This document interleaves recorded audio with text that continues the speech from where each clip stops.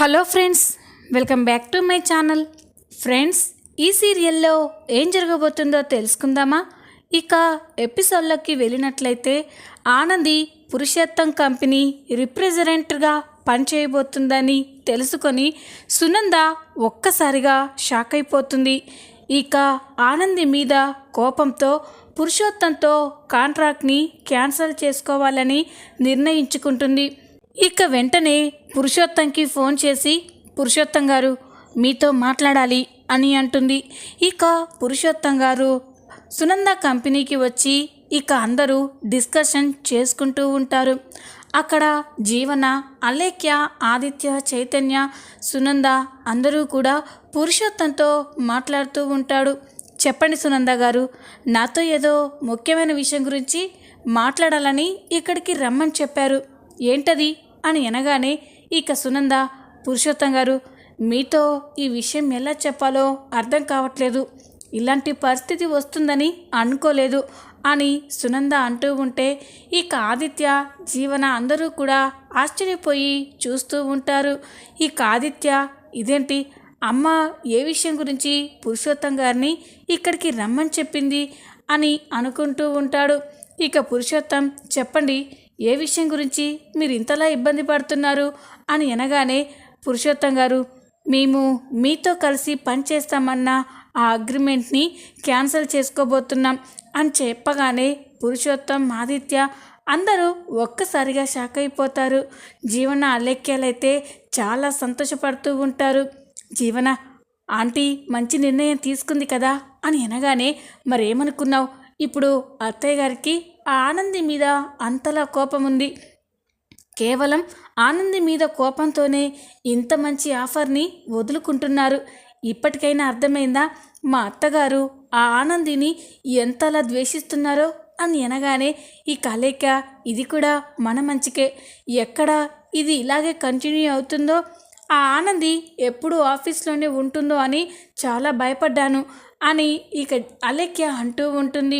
ఇంతలోనే పురుషోత్తం కోపంగా, వాట్, ఏం మాట్లాడుతున్నారండి, నిన్నే కదా మనం మాట్లాడుకున్నాం, ఒక్కసారి అగ్రిమెంట్ పేపర్స్ మీద సైన్ పెట్టాక దాన్నిక బ్రేక్ చేయలేదని మీరే చెప్పారు.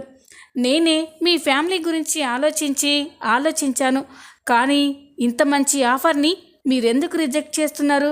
నేను మీ కంపెనీ దగ్గరికి వచ్చానని మమ్మల్ని చీప్గా చూస్తున్నారా అని అనగానే ఇక సునంద షాక్ అయిపోతుంది. అలా కాదు పురుషోత్తం గారు, మా కారణాలు మాకుంటాయి కదా, అందుకే మేము డ్రాప్ అయిపోదాం అనుకుంటున్నాం అని సునంద అంటుంది.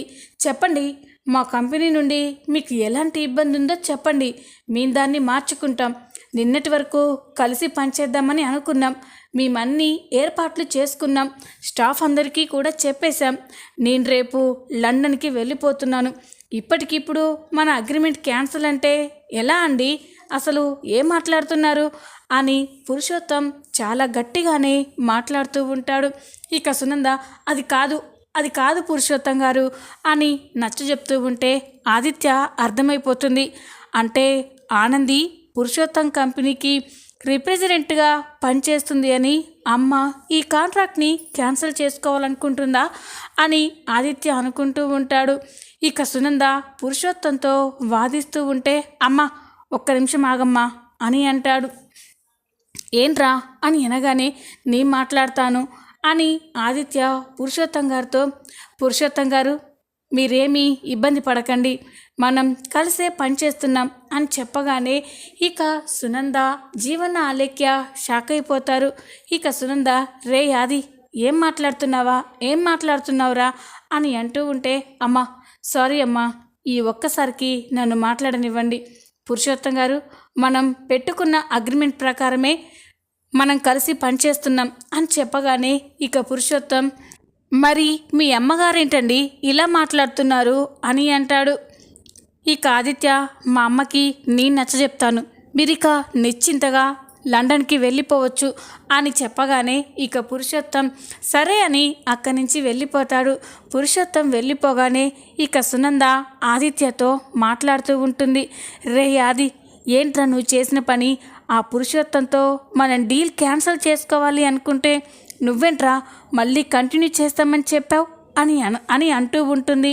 అప్పుడే జీవన కూడా అవును బావగారు, నిన్నటి వరకు పురుషోత్తం గారి కాంట్రాక్ట్ మనకు వచ్చినందుకు చాలా సంతోషంగా అందరం సంతోషపడ్డాం. కానీ ఆ ఆనంది ఆ పురుషోత్తం గారి కంపెనీకి రిప్రజెంటేటివ్ అని చెప్పగానే ఈ డీల్ వద్దని అందరం అనుకున్నాం.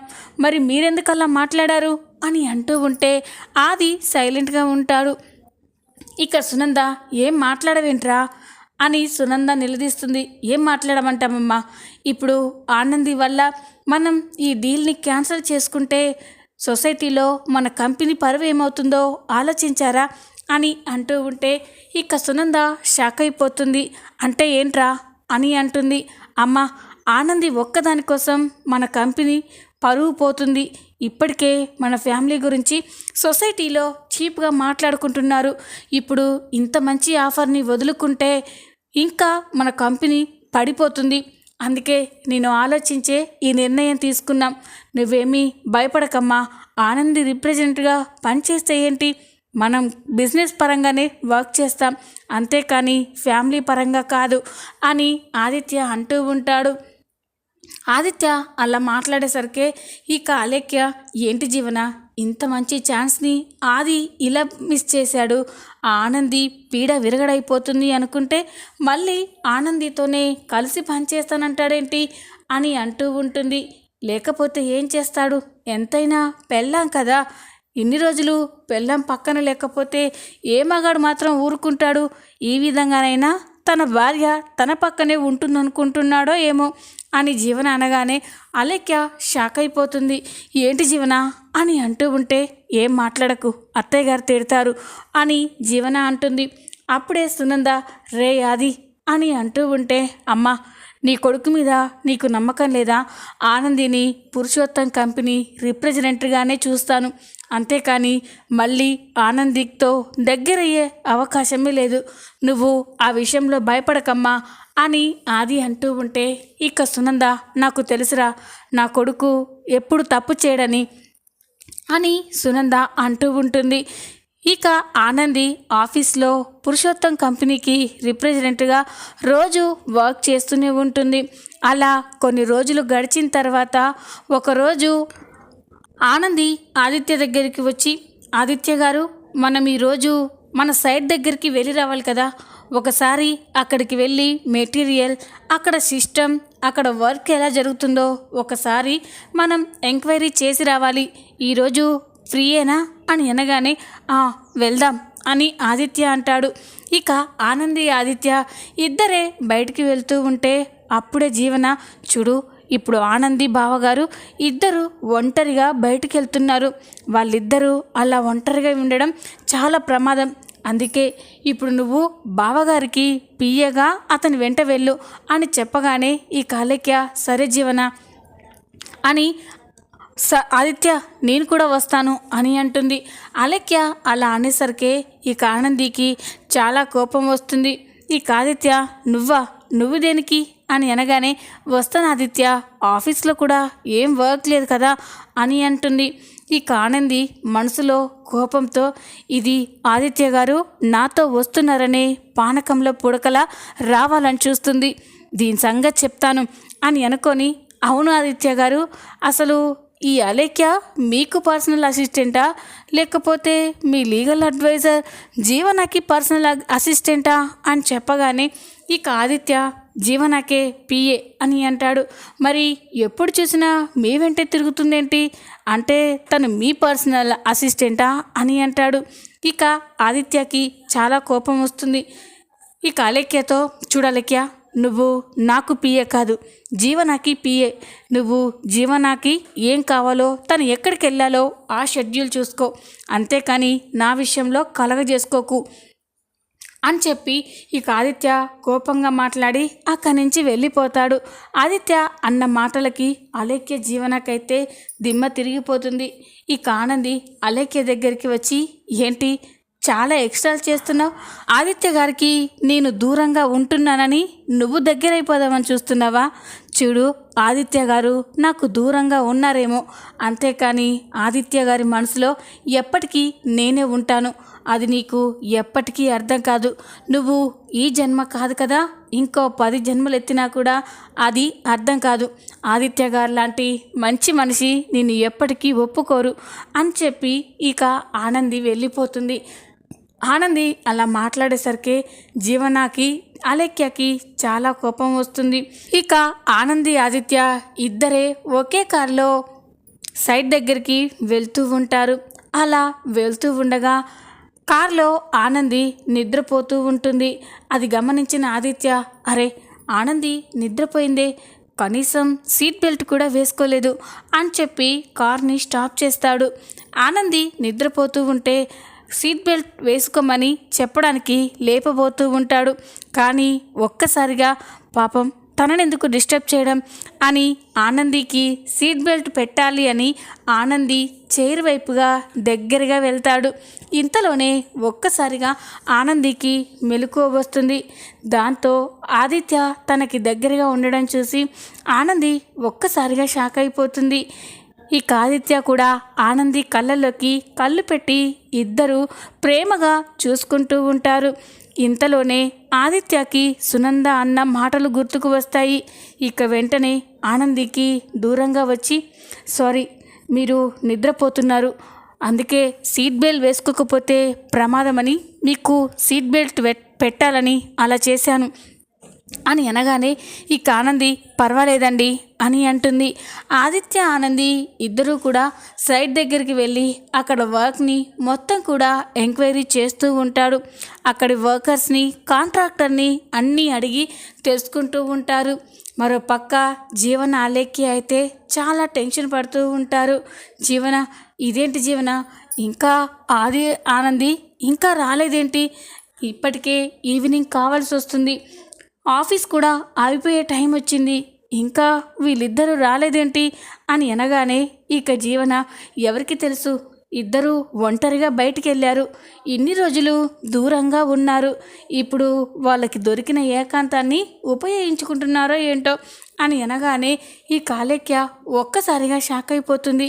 ఏంటి జీవన, ఏమంటున్నావు నువ్వు అని అనగానే ఇక జీవన, లేకపోతే ఏంటి అలేఖ్య, బావగారి గురించి తెలుసు కదా, బావగారు మా అత్తయ్యకి మాట ఇచ్చారు, వాళ్ళమ్మ మాట అంటే బావగారు ఎప్పటికీ జవదాటరు, ఎట్టి పరిస్థితుల్లో ఆనందికి దగ్గరయ్యే ఛాన్స్ ఇవ్వడు అని చెప్పగానే ఇక అలేఖ్య రిలాక్స్ అయిపోతుంది.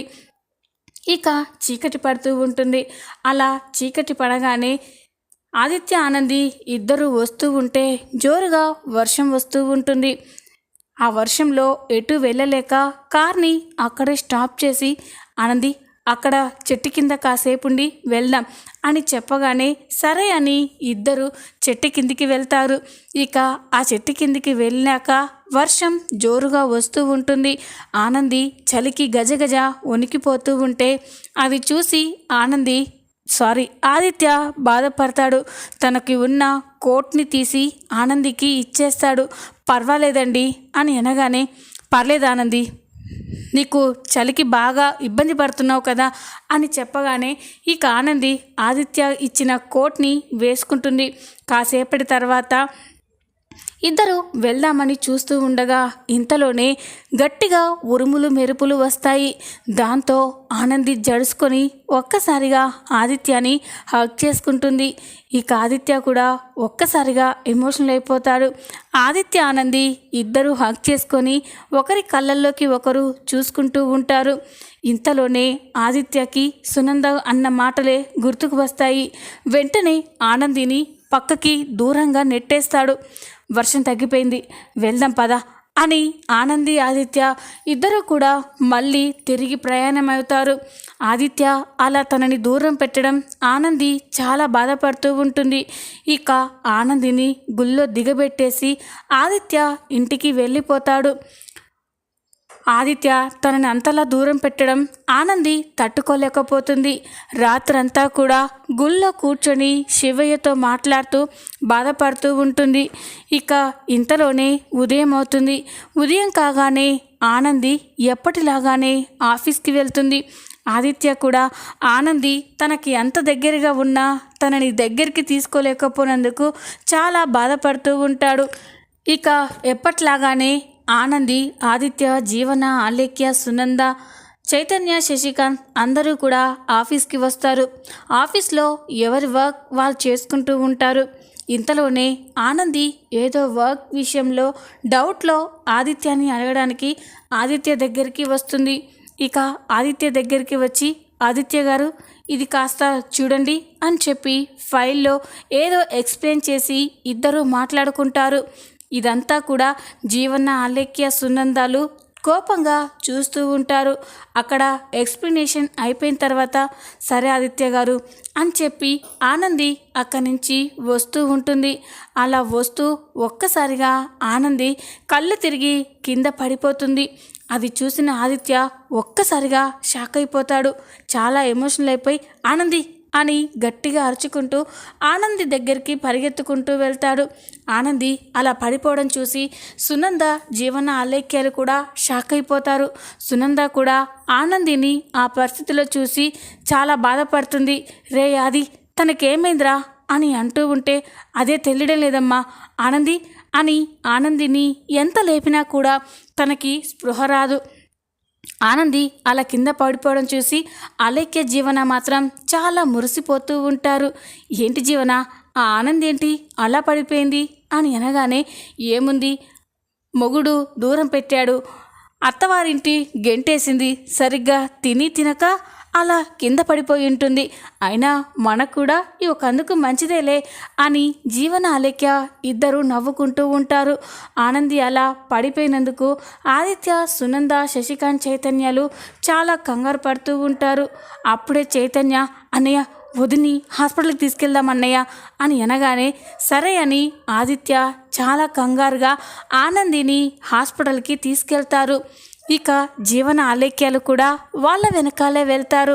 ఆనందిని హాస్పిటల్కి తీసుకెళ్ళి అక్కడ ఉన్న డాక్టర్తో, డాక్టర్ తను కళ్ళు తిరిగి కింద పడిపోయింది, ఒకసారి చూడండి అని అనగానే సరే నేను చూస్తాను, మీరు బయట వెయిట్ చేయండి అని చెప్తుంది. ఇక ఆదిత్య, సునంద, జీవన, అలేఖ్య, శశికాంత్, చైతన్య అందరూ కూడా బయట చాలా టెన్షన్గా వెయిట్ చేస్తూ ఉంటారు. డాక్టర్ ఆనందికి లోపల చెకప్ చేస్తూ ఉంటుంది. ఇక జీవన, అలేఖ్యాలు మాత్రం చాలా నవ్వుకుంటూ ఇప్పుడు డాక్టర్ బయటికి వచ్చి ఆ ఆనందికి ఏదో ఒక పెద్ద జబ్బు ఉందని చెప్తే బాగుండేది అని అలేఖ్య అంటూ ఉంటే వెయిట్ చేద్దాం, అదే గుడ్ న్యూస్ చెప్తాడేమో అని జీవన కూడా అంటూ ఉంటుంది. కాసేపటి తర్వాత డాక్టర్ బయటికి వస్తుంది. డాక్టర్ బయటికి రాగానే ఆదిత్య చాలా టెన్షన్గా, డాక్టర్ ఇప్పుడు తనకి ఎలా ఉంది, అంతా ఓకే కదా అని అంటాడు. ఇక డాక్టర్ తను మీకేమవుతుంది అని అంటుంది. అప్పుడు Aditya she is my wife అని అనేసరికి ఇక జీవన, అలేఖ్య, సునందాలు ఒక్కసారిగా షాక్ అయిపోతారు. శశికాంత్, చైతన్యాలు మాత్రం చాలా సంతోషపడుతూ ఉంటారు. ఇక డాక్టర్ అయితే మీకు కంగ్రాచులేషన్స్ అండి అని అంటుంది. అది విని ఆదిత్య ఒక్కసారిగా షాక్ అయిపోతాడు. ఏంటి డాక్టర్ ఏమంటున్నారు అని అనగానే అదేనండి, మీరు తండ్రి కాబోతున్నారు, షీ ఈజ్ ప్రెగ్నెంట్ అని చెప్పగానే ఆదిత్య అయితే చాలా సంతోషపడుతూ ఉంటాడు. సునంద కూడా చాలా సంతోషపడుతూ ఉంటుంది. ఆనంది ప్రెగ్నెంట్ అని తెలుసుకొని జీవన, అలేఖ్యాలకి పిడుగుపడినట్టుగా షాక్ అయిపోయి చూస్తూ ఉంటారు. ఇక చైతన్య, శశికాంత్ ఇద్దరు హగ్ చేసుకొని చాలా సెలబ్రేట్ చేసుకుంటూ ఉంటారు. ఇక ఆదిత్య ఏంటి డాక్టర్ మీరు చెప్పేది నిజమా అని అంటూ ఉంటే నిజమేనండి, మీరు తండ్రి కాబోతున్నారు అని అంటుంది. ఇక సునంద డాక్టర్తో థ్యాంక్ యూ డాక్టర్, ఎంత మంచి శుభవార్త చెప్పారు, ఇన్నాళ్ళకి మా ఇంటికి వారసుడు రాబోతున్నాడు, నేను చాలా సంతోషంగా ఉన్నాను అని సునంద కూడా చాలా సంతోషపడుతూ ఉంటుంది. సునంద అంతలా మురిసిపోవడం చూసి జీవన, అలేఖ్యాలు షాక్ అయిపోతారు.